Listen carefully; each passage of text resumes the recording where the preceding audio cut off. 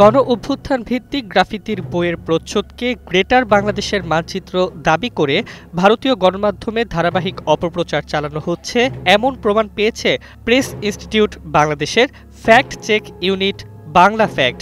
৮ নভেম্বর প্রকাশিত এক অনুসন্ধানী প্রতিবেদনে এ তথ্য জানায় প্রতিষ্ঠানটি।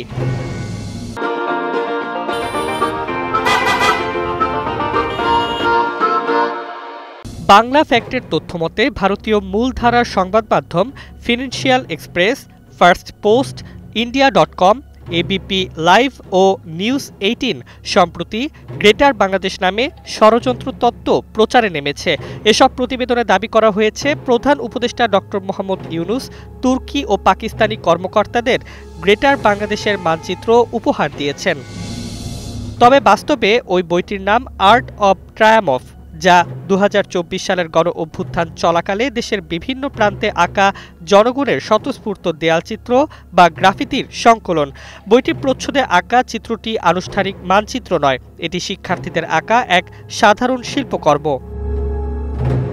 বাংলা ফ্যাক্টের অনুসন্ধানে আরও জানা গেছে, এই প্রচ্ছদ নিয়েই ভারতীয় গণমাধ্যমে একের পর এক মনগড়া প্রতিবেদন প্রকাশ করা হচ্ছে।